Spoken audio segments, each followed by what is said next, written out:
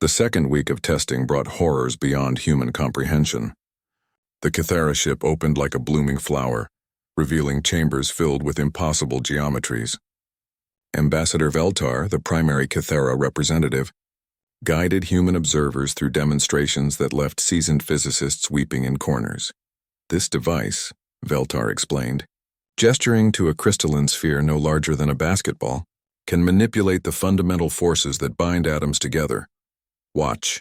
The sphere pulsed with inner light, and suddenly the steel wall of the testing chamber began to flow like water, reshaping itself into intricate patterns before returning to solid form. General Morrison, representing the Joint Military Command, leaned forward with hungry eyes.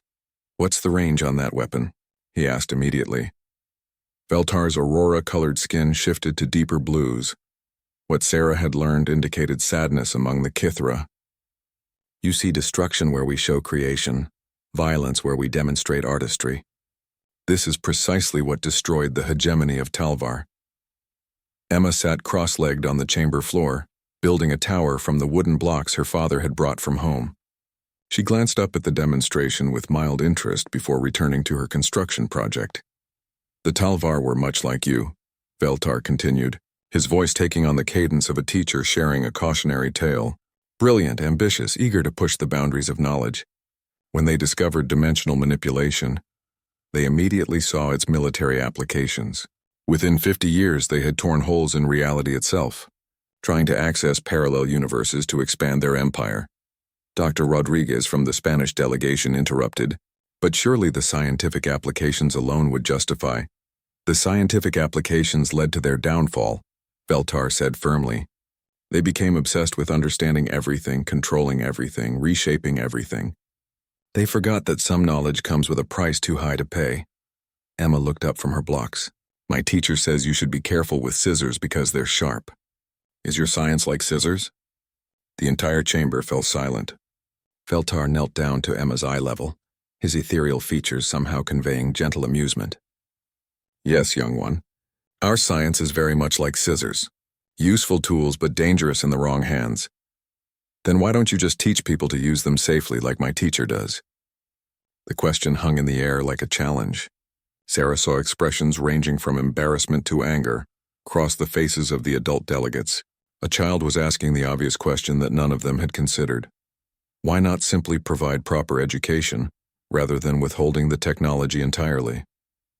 Veltar's skin shifted through a spectrum of colors Sarah had never seen before. "We have tried this approach 17 times across the galaxy, little one. Each time, the species convinced themselves they were ready for greater power than their wisdom could handle. Each time they destroyed themselves and often their neighbors as well. The next demonstration involved temporal manipulation. Veltar activated a device that created a localized time dilation field.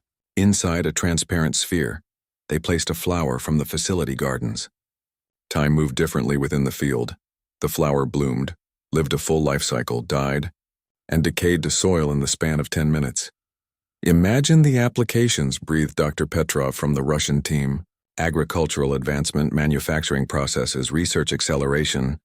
The Kronarch Collective thought the same, Veltar interrupted.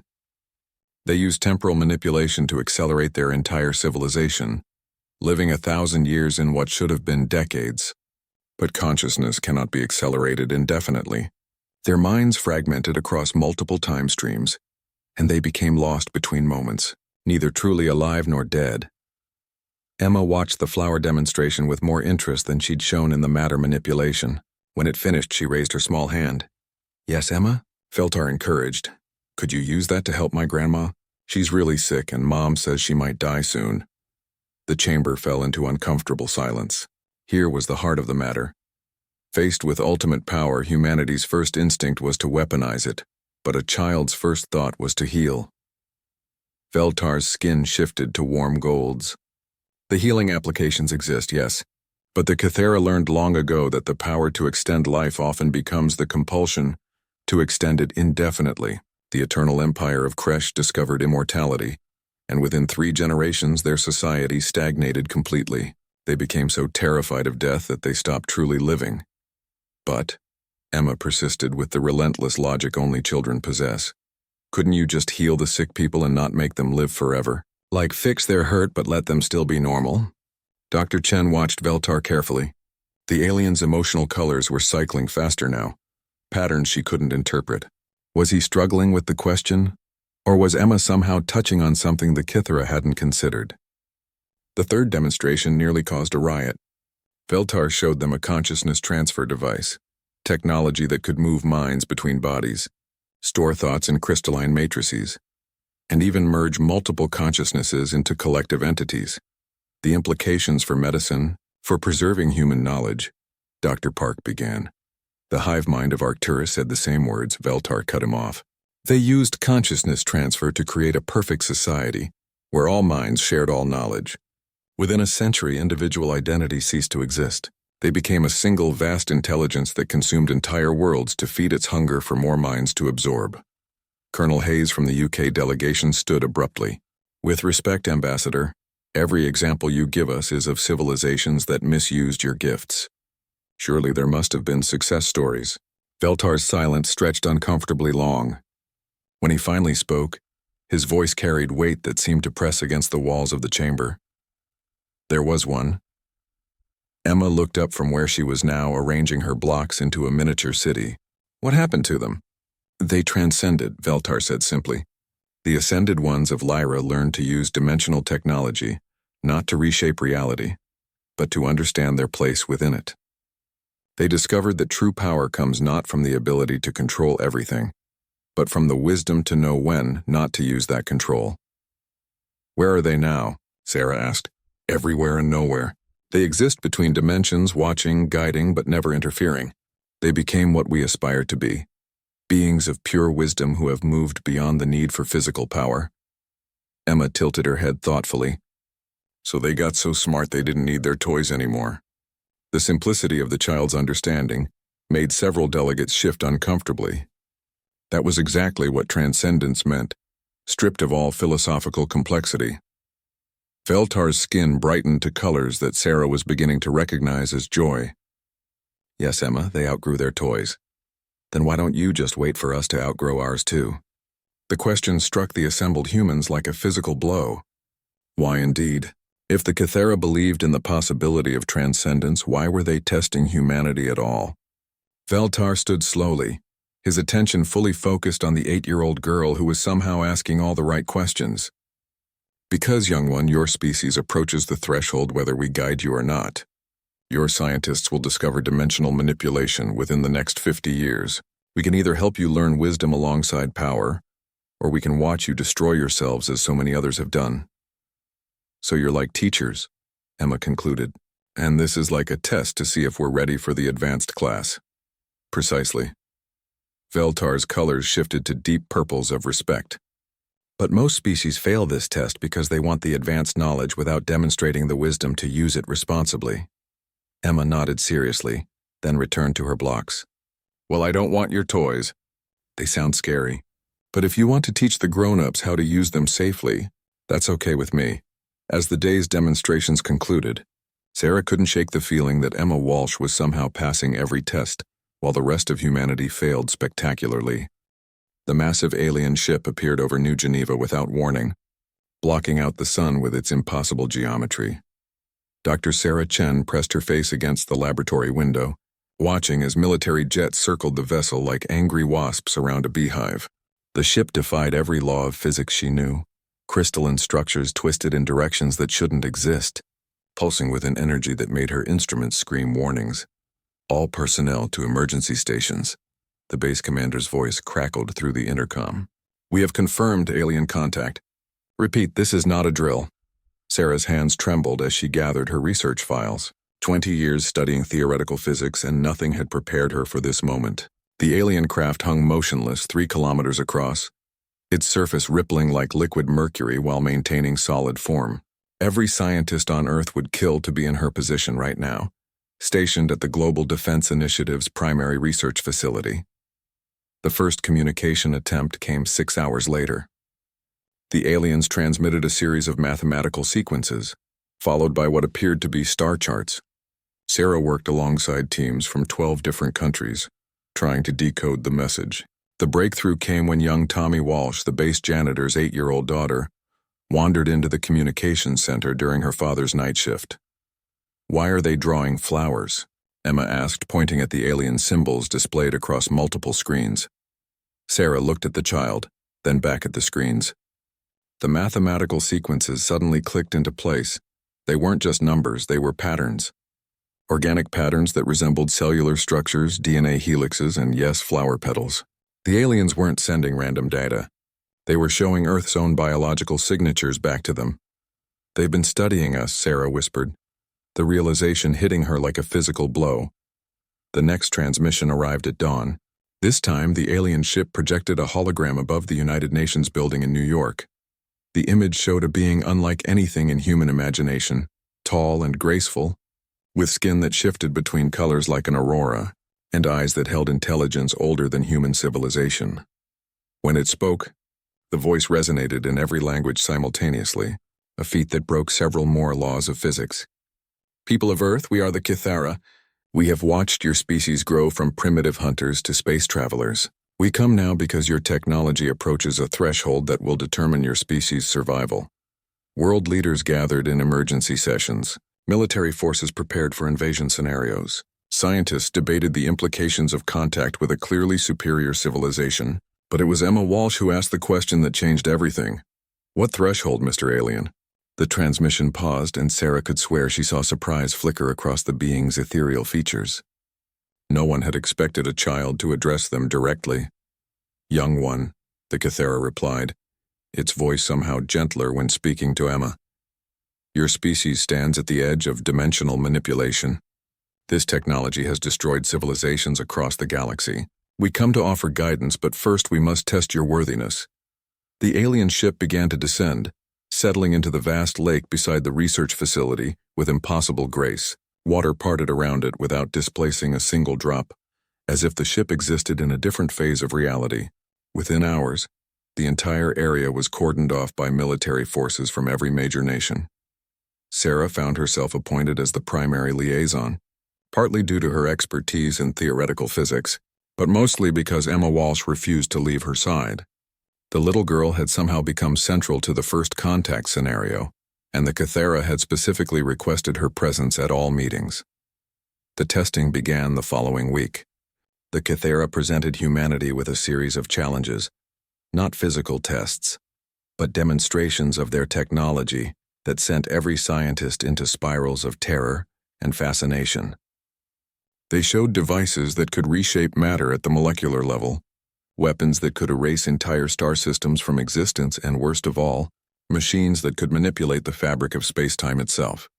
Each demonstration came with the same warning. This knowledge destroyed the Veiltar, who used it to consume their own dimension. It corrupted the Nixari, who became obsessed with rewriting the laws of reality. It drove the Zephyrians mad, as they attempted to merge with the quantum foam that underlies all existence. Military leaders demanded access to the technology. Politicians saw opportunities for national advantage. Scientists begged for just a glimpse at the underlying principles. Everyone wanted to harness the power the Kythera displayed so casually. Everyone except Emma. Sarah watched the little girl during the demonstrations, expecting to see wonder or fear in her eyes. Instead, she saw something that chilled her to the bone: indifference.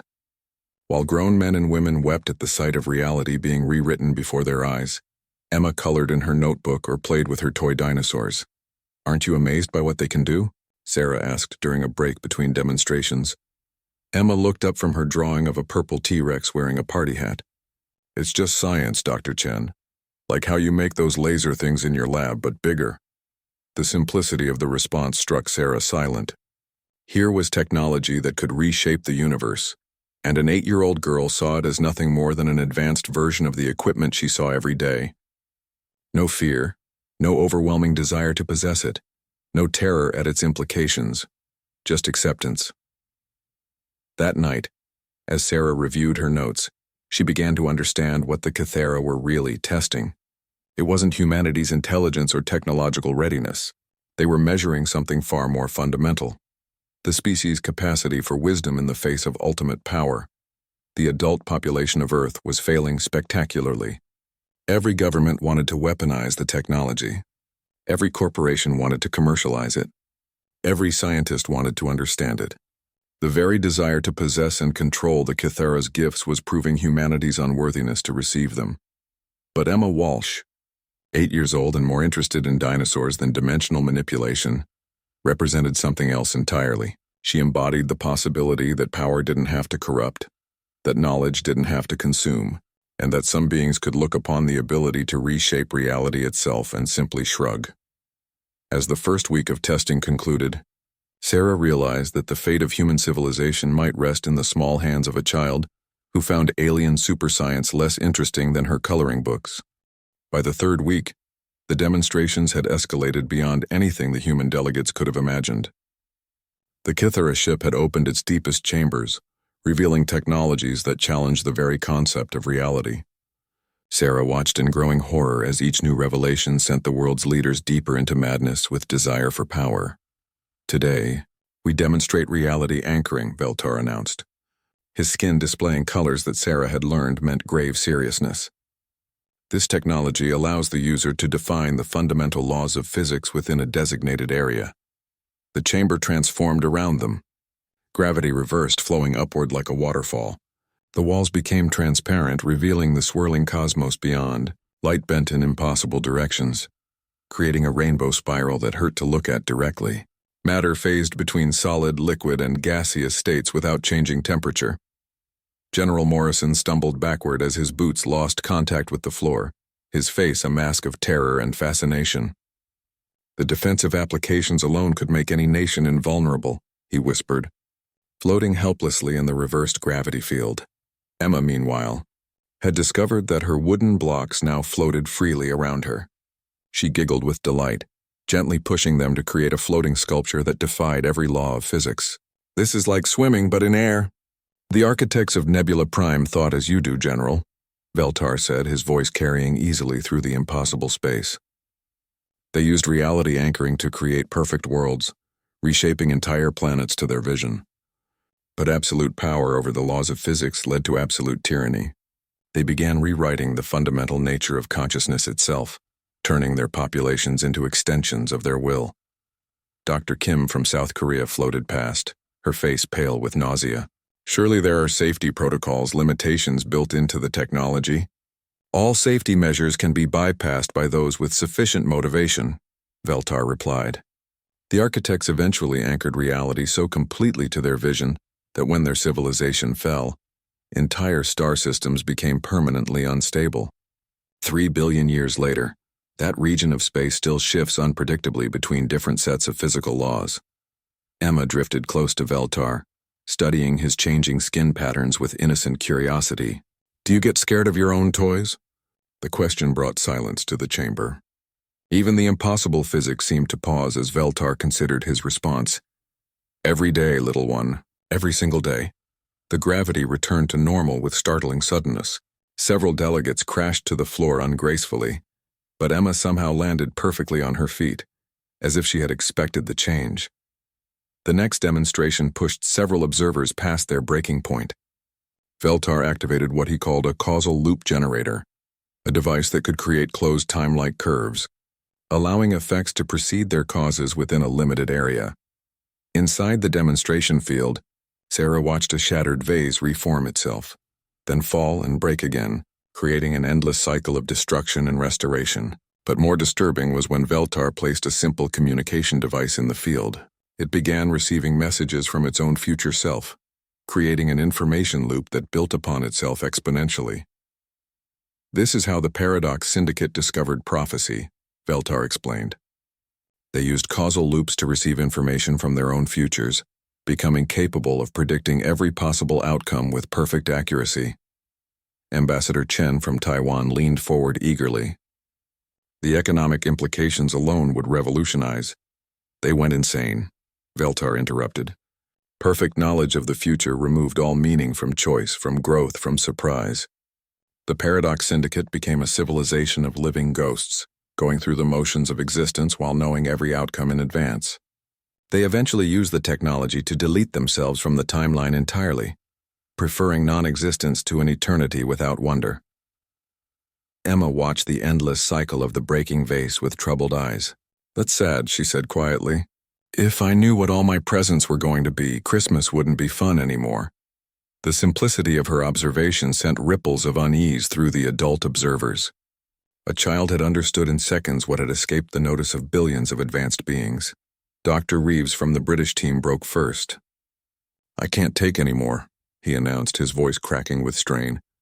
"The weight of this knowledge, the implications. How do you live knowing such power exists?" "By choosing not to use it," Veltar replied simply. That night, Sarah found Emma in the facility's small recreation room, coloring in a book while her father worked the night cleaning shift. The little girl had seemed remarkably unaffected by demonstrations that had reduced grown men to nervous wrecks. "Emma," Sarah said, sitting down beside her, "can I ask you something? Aren't you even a little bit amazed by what the Kythera can do?" Emma looked up from her picture of a rainbow dinosaur. "It's pretty neat, I guess.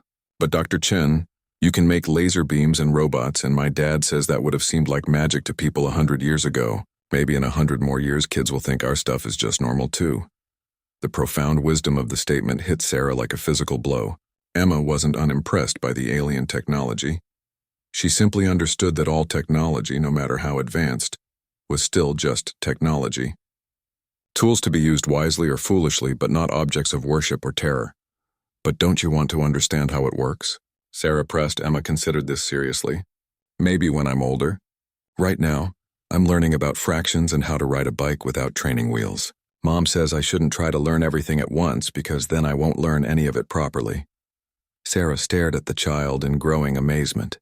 Without any formal education in philosophy or physics, Emma had grasped concepts that were eluding the greatest minds on Earth. She understood that wisdom came gradually, that some knowledge required emotional and intellectual maturity to handle safely. The breaking point came during the fourth week's demonstration. Veltar revealed what he called the Genesis Engine, technology capable of creating new universes, new timelines, new realities from nothing but focused will and energy. The chamber filled with swirling mists of potential, and suddenly Sarah was looking at the birth of stars, the formation of planets, the evolution of life from simple chemicals to complex organisms, all of it happening in miniature within the demonstration field, but no less real for its scale. "This is how we discovered the secret of creation itself," Veltar said, his voice heavy with ancient sorrow. "The power to birth entire universes, to play the role of gods to countless billions of beings." Several delegates fell to their knees at the sight. Others wept openly. General Morrison began laughing hysterically until medical personnel had to sedate him. "What happened to the ones who could do this?" asked Dr. Miller from Germany, his voice barely a whisper. "They became exactly what they believed themselves to be. Gods." The divine collective of Andromeda created universe after universe, each one a paradise designed to worship their creators. But absolute worship corrupts as surely as absolute power. They lost all connection to humility, to growth, to the very qualities that had made them worthy of such power in the first place. "Where are they now?" someone asked. "Trapped forever in a hell of their own making, ruling over universes full of perfect worshippers who can offer them nothing but praise. They have everything they thought they wanted, and it is slowly driving them mad with boredom and isolation." Emma watched the miniature universe evolving in the demonstration field, her expression thoughtful rather than awed. When the display ended, she raised her hand. "Yes, Emma? If you can make new universes, does that mean there might be other little girls like me in them?" "Yes," Veltar confirmed. "Infinite possibilities. Infinite variations of every life that could ever exist." Emma nodded seriously. "Then I think the universe makers should be nice to them, because they're probably scared and just want to play with their friends and have their moms read them bedtime stories." The statement hit the chamber like a thunderclap. In one innocent observation, Emma had identified the fundamental flaw in the godlike perspective, the assumption that lesser beings wanted worship and perfection rather than simply the chance to live their own lives. Veltar's skin cycled through colors Sarah had never seen before. When he spoke, his voice carried a note of something that might have been hope. "Young Emma, you have just demonstrated more wisdom than civilizations that ruled for millions of years. The question now is whether your species can learn from your example before they destroy themselves with power they are not yet ready to wield."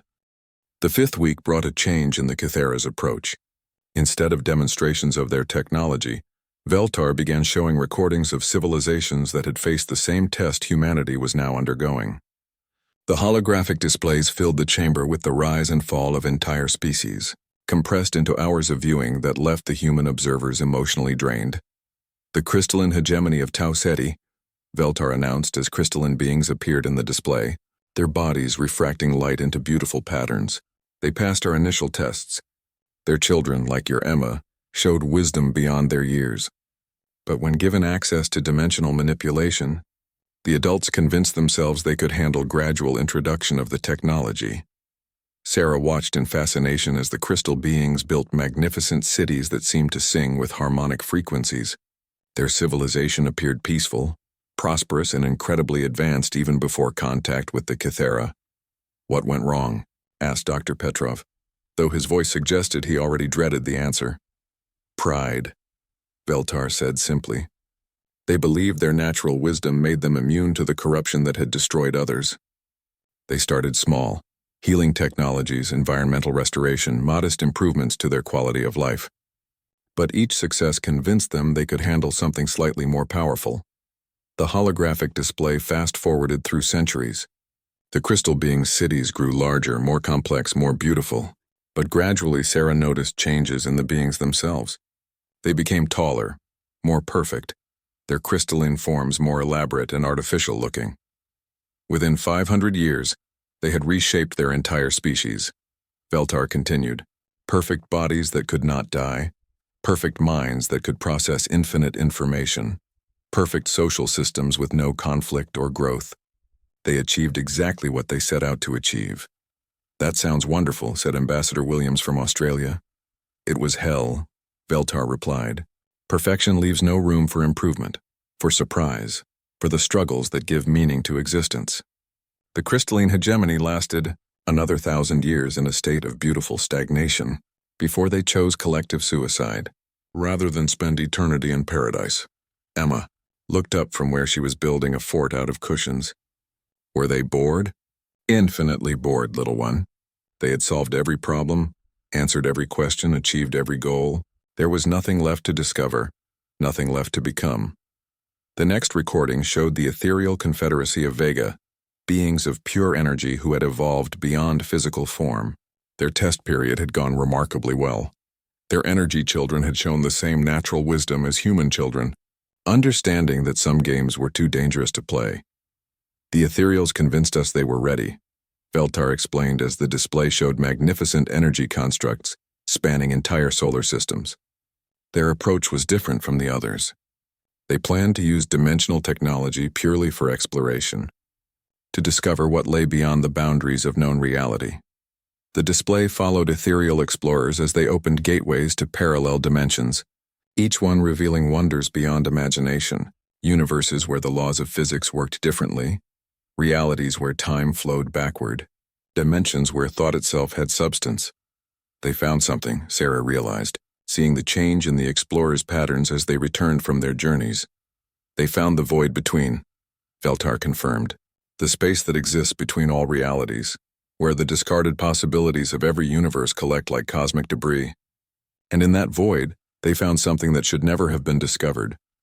The holographic display darkened, showing twisted forms that hurt to look at directly, things that might once have been ethereals but had been changed by contact with possibilities that had never been meant to exist. "What did they find?" Dr. Kim whispered. "Themselves," Veltar said grimly. "Or rather, every version of themselves that had been discarded when they made different choices." The ethereals became obsessed with collecting these alternate selves, convinced they could become complete by merging with every possibility they had never experienced. Emma stopped building her fort. Did they get lost? Worse, they became so focused on what they could have been that they forgot how to simply be.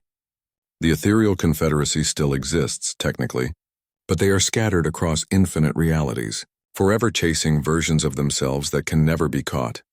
The final recording was the most disturbing yet. It showed a species called the Harmony Chorus, beings whose natural state was a collective consciousness that shared emotions and thoughts across their entire population. "The Harmony Chorus fascinated us," Veltar admitted. "They seemed ideally suited for advanced technology because their collective nature meant No individual could abuse power for selfish gain. Their children understood sharing and cooperation instinctively. Sarah watched as the Harmony Chorus built a civilization based on perfect emotional synchronization. Every individual felt the joy and pain of every other, creating a society without selfishness or cruelty. They used our technology to expand their collective consciousness beyond their own species. Veltar continued, first to other life forms on their world, then to beings on other planets. They believed universal empathy would create perfect peace. What's wrong with that? Asked Colonel Hayes. Emma answered before Veltar could. If everyone feels the same things, then no one is special anymore. Veltar's skin shifted to deep appreciation. Exactly, young one. The Harmony Chorus absorbed the consciousness of every being they encountered.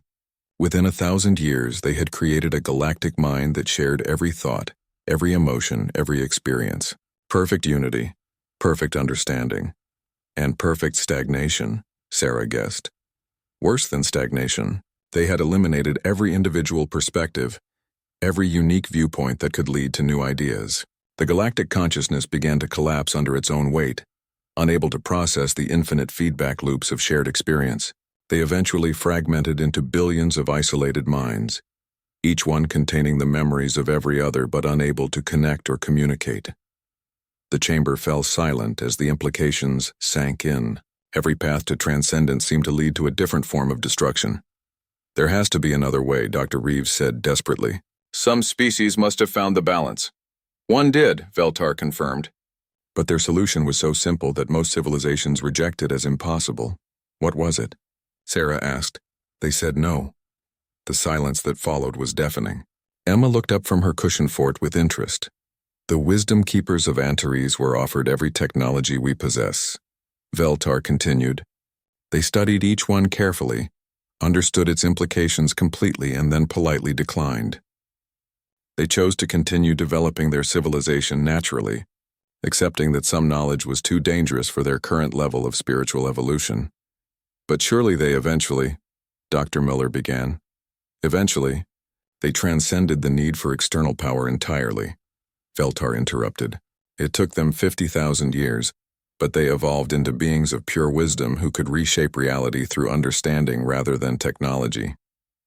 They became the teachers that we aspire to be. Emma clapped her hands together. So they got really smart by staying patient. Yes, little one. They learned that true power comes not from what you can do, but from what you choose not to do. General Morrison, who had been quiet since his breakdown during the Genesis engine demonstration, spoke up with a shaky voice. Are you saying we should refuse your gifts entirely?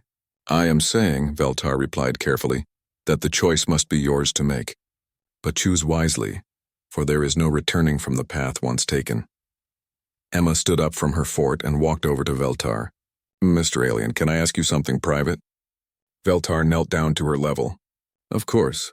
Emma whispered something in his ear too quietly for the others to hear. Veltar's skin cycled through rapid changes of color before settling into patterns Sarah had never seen before. Complex swirls of silver and gold that seemed to pulse with their own inner light. When Emma stepped back, Veltar looked at her with something approaching awe. Young one, you have just asked the question that no other being in the galaxy has ever thought to ask. What did she ask? Sarah demanded. Veltar stood slowly, his attention still focused on Emma. She asked if we were happy. The question hung in the air like a revelation that rewrote everything the delegates thought they understood. Emma's simple inquiry, "Are you happy?" had somehow broken through eons of Kithara philosophy and struck at something fundamental that even their advanced civilization had never addressed. Veltar stood motionless for long minutes, his skin cycling through colors that seemed to represent internal struggle. When he finally spoke, his voice carried a weight that pressed against the walls of reality itself. In all our millions of years of existence, across all our contact with countless civilizations, no being has ever asked us about our emotional state.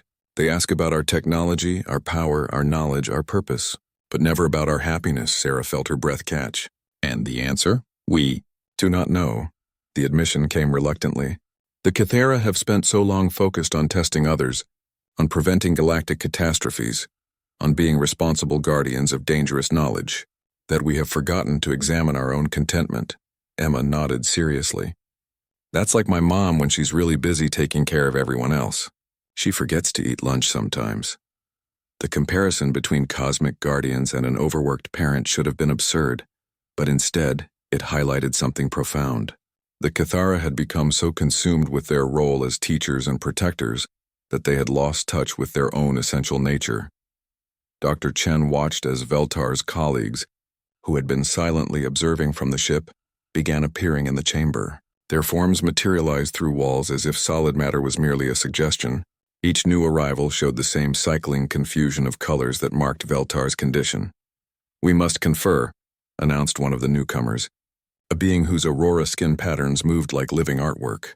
"This question has created complications in our deliberative processes." "What kind of complications?" asked Colonel Hayes nervously. "The kind that require us to reevaluate 10 million years of policy and purpose," came the sobering reply. Emma, seemingly unaware that she had just caused a crisis among beings who could reshape reality at will, returned to her cushion fort. But Sarah noticed the little girl was watching the aliens with increased attention, as if she had finally found something about them that genuinely interested her. The Cathara withdrew to their ship for 3 days. During that time, the human delegates found themselves in the strange position of waiting for gods to figure out their own emotional state. News media around the world speculated wildly about the delay. Military forces remained on high alert. Scientists debated what the pause might mean for humanity's future.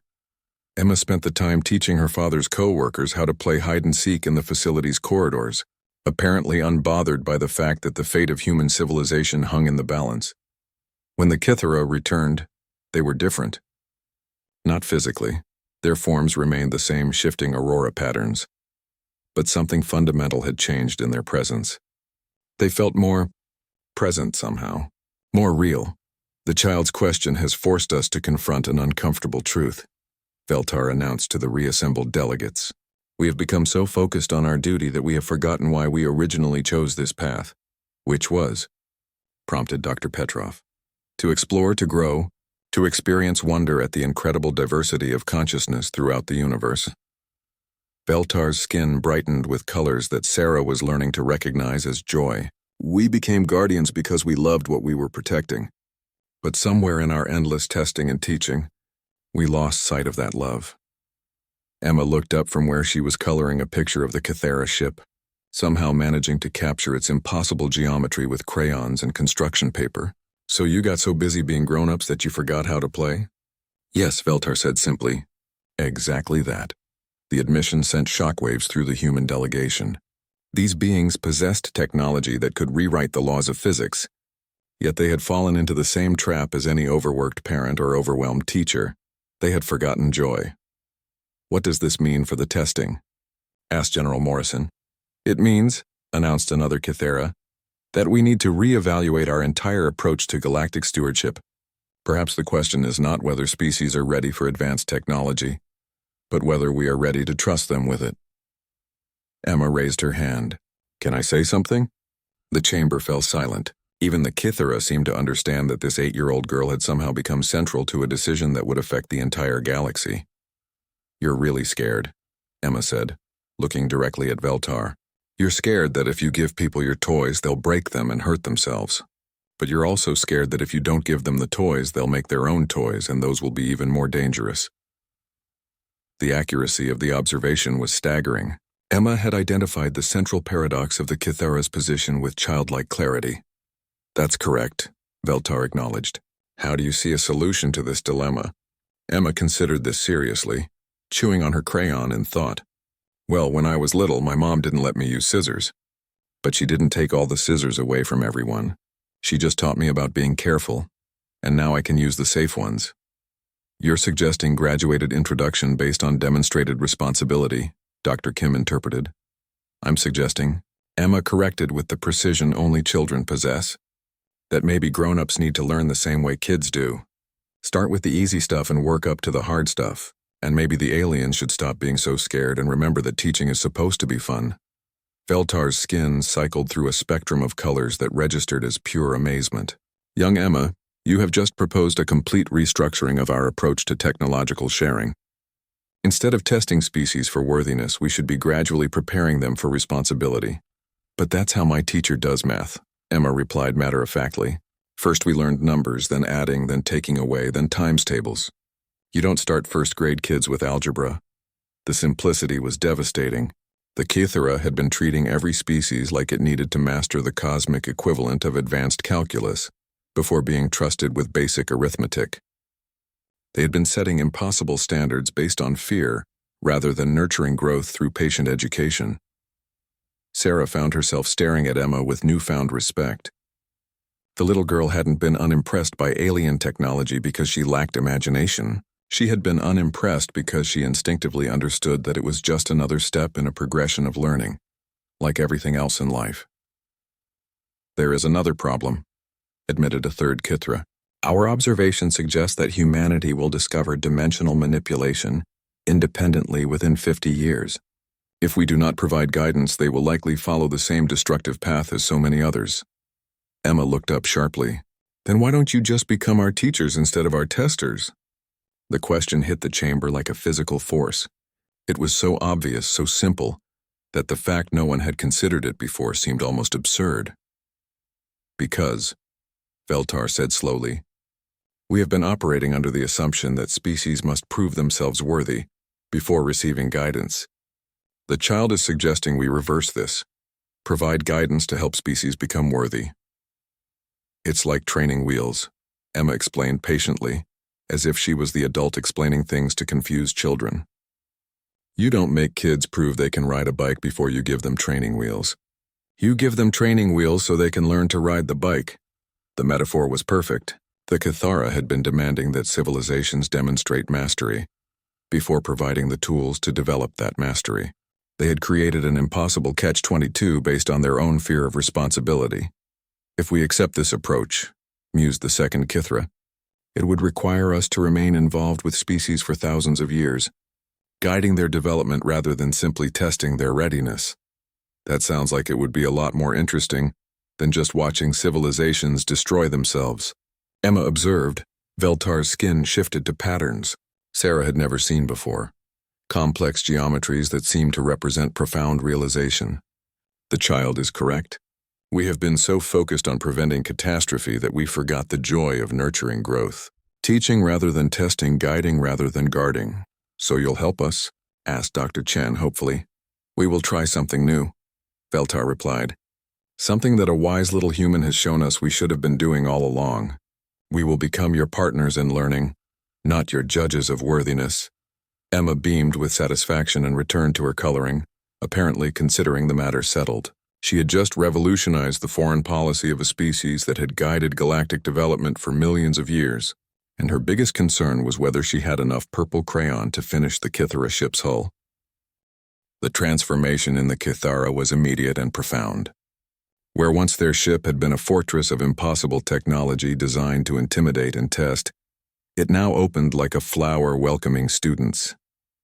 The chambers that had once displayed terrifying demonstrations of ultimate power were reconfigured into learning, environments that felt more like Emma's elementary school than a cosmic examination. Sarah watched in amazement as Veltar worked, alongside human engineers, patiently explaining the basic principles that made their technology possible. Instead of showing finished devices that could reshape reality, the Kythera began with simple demonstrations of energy manipulation that human science could actually understand and build upon. The key insight your species is missing, Veltar explained to Dr. Petrov, is that dimensional boundaries are more like suggestions than walls. Your quantum mechanics already touches on this concept, but you haven't yet realized that consciousness can influence these boundaries directly. Emma sat nearby, coloring while half listening to the lesson. Occasionally, she would look up and ask questions that cut straight to the heart of complex issues the adults were struggling with. So it's like when I imagine my invisible friend is real, but with science, she asked during a particularly complex explanation about consciousness-reality interaction. That's actually a remarkably accurate analogy, Veltar replied, his skin shifting to amused greens. Directed consciousness can indeed influence quantum probability in ways your science has not yet recognized.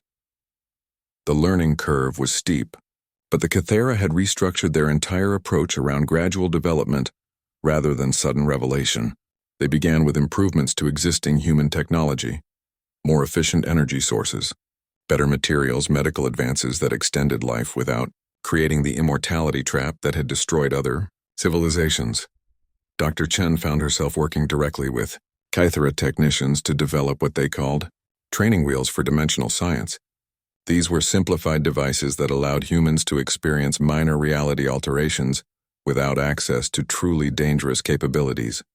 Think of it like a simulator, explained Ziltar, a Kythera specialist in consciousness studies.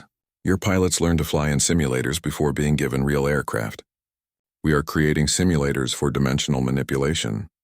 The first successful test came 6 months after Emma's revolutionary question. A device no larger than a briefcase created a small pocket of altered spacetime where gravity flowed sideways instead of down. The effect was limited to a 1-meter cube and lasted only minutes. But it represented humanity's first step into technologies that had previously existed only in science fiction. Emma was the first human to interact with the device, walking casually into the altered space and giggling as her hair floated to one side. "It's like being in a funhouse," she announced, seemingly immune to the existential terror that gripped several of the adult observers. "How is she so comfortable with this?" asked General Morrison, who had slowly recovered from his earlier breakdown but remained skittish around the alien technology. "Because she trusts her teachers," Veltar observed. "She knows we will not give her anything dangerous, so she feels free to explore without fear." The insight was profound. The Kythera's previous approach had been based on mistrust, testing species to see if they were worthy of power. But teaching required trust in both directions.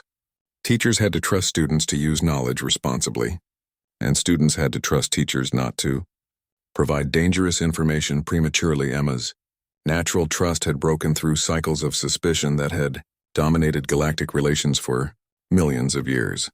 The partnership expanded rapidly. Within a year, human scientists were working alongside Kythera researchers on projects that would have been unimaginable during the testing phase.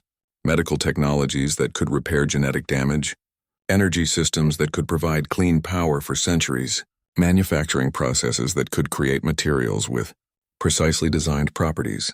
But the greatest breakthrough came when Dr. Chen asked a question that surprised even the Kythera. "What are you learning from us?"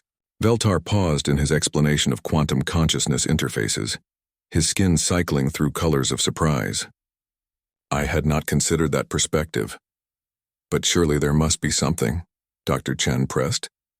"You've been observing human behavior for months now. What have you discovered that you didn't expect?" The answer, when it came, revolutionized Kythera understanding of their own nature. "Resilience," Veltar said slowly. "Your species possesses a form of psychological resilience that we had not encountered before.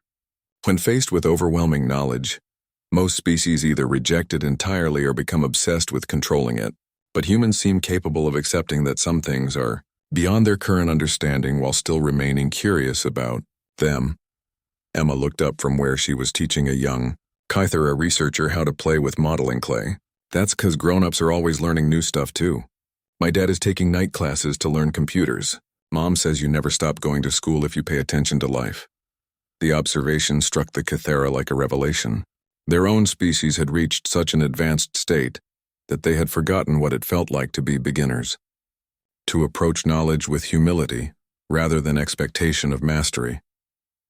"Your daughter is teaching our youngest members something we had forgotten," Ziltar informed Emma's father during a break in the lessons. "The joy of discovery when everything is new." Sarah watched as young Kythera researchers played simple human games alongside Emma and other children who had been brought to the facility. The alien beings seemed to be rediscovering their own capacity for wonder, approaching familiar concepts from human perspectives that revealed new insights. The program expanded to include educational exchanges. Human children visited the Kythera ship to learn basic concepts of advanced physics through games and storytelling. Kythera researchers attended human schools, observing how younger minds approached learning without the burden of preconceived notions. Emma became something of an unofficial ambassador between the species, equally comfortable explaining human customs to confused aliens and translating complex Kythera concepts into language her classmates could understand. The Sparkle people aren't scary, she told her second grade class during a show-and-tell presentation. They're just really smart teachers who forgot how to have fun until we reminded them. Now they're learning to play hopscotch. The image of reality-shaping cosmic guardians learning hopscotch should have been absurd, but Sarah had watched it happen. The Kythera who participated in these cultural exchanges returned to their ship with new perspectives on existence that their millions of years of advanced civilization had somehow overlooked. The most significant development came during the second year of partnership. A group of human researchers working with Kythera guidance developed what they called a wisdom filter, a psychological screening system that could identify individuals who possessed the emotional maturity to handle advanced technologies safely. The filter was based on observations of Emma and other children who had shown natural resistance to the corrupting influence of ultimate power. It measured not intelligence or knowledge, but emotional balance, empathy, and what the researchers termed cosmic humility, the ability to recognize one's place in a larger universe without being diminished by that recognition. "Yeah, is remarkable," noted Veltar during the presentation of their findings. "Your species has independently developed a method for identifying the very qualities that prevented other civilizations from destroying themselves with advanced technology." But Emma, now 9 years old and considered the unofficial expert on human-Kythera relations, had a different perspective. "It's not that hard," she said during the celebration of the wisdom filter's completion. "You just look for people who are nice to others even when they could be mean instead. Mean people with lots of power are scary. Nice people with lots of power help everyone have more fun." Her simple definition became the foundation for a new approach to technological development throughout the galaxy.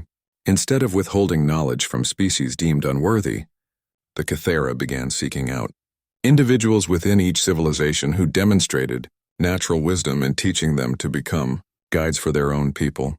The partnership between humanity and the Kythera had evolved into something neither species had anticipated, a mutual learning relationship where teachers became students and students became teachers, creating a cycle of growth that benefited everyone involved. And at the center of it all was a little girl who had asked the right questions at the right time, proving that sometimes the most profound wisdom comes from the most unexpected sources. 5 years had passed since Emma Walsh asked the question that changed the galaxy. The little girl who had once colored pictures while cosmic entities debated the fate of civilizations was now 13, attending classes both in her regular middle school and in the advanced learning centers that had sprung up around the world as part of the Human-Kythera Educational Partnership. Sarah Chen, now the director of interspecies learning protocols, stood in what had once been a sterile testing chamber and was now a vibrant classroom where human children and young Kythera learned together. The transformation was remarkable. Where once there had been demonstrations of terrifying power, there were now collaborative projects that advanced both species' understanding of consciousness and reality. Dr. Chen, called Emma, who had grown into a confident teenager, but retained the same unpretentious curiosity that had first impressed the Kythera. "Zeftar is having trouble with the emotional resonance calculations for the consciousness-matter interface. Can you help explain how human intuition works?" Sarah smiled as she watched Emma patiently guide a young Kythera through concepts that required both mathematical precision and emotional intelligence. The partnership had revealed that the Kythera, for all their advanced knowledge, had significant blind spots when it came to understanding non-linear thought processes. "The key is not to think of emotions as separate from logic," Emma was explaining to her alien classmate. "They're like different tools in the same toolbox. Sometimes you need a hammer, sometimes you need a screwdriver, and sometimes you need both working together." The Wisdom Filter project had evolved far beyond its original scope. What had begun as a method for identifying suitable candidates for advanced technology had become a comprehensive system for nurturing wisdom across entire civilizations. The Kythera had implemented similar programs with 17 other species across the galaxy, always based on the human model of patient, gradual education rather than sudden testing. The results were unprecedented. For the first time in galactic history, multiple species were developing advanced technologies without destroying themselves. The key had been Emma's insight about trust. By focusing on teaching rather than testing, the Kythera had created partnerships instead of power imbalances. Veltar approached Sarah with the gliding motion that had become familiar over the years. His skin patterns had changed since the early days, where once they had been dominated by serious blues and purples. Now they frequently displayed the warm golds and greens that indicated contentment. The Galactic Council has reached a decision, he announced, referring to the governing body of advanced civilizations that the Kythera had recently rejoined after millions of years of self-imposed isolation. And, Sarah prompted, though she suspected she knew what was coming, the human development model is being adopted as the standard approach for all first contact situations. Your species has been invited to participate as co-teachers in the Galactic Education Program.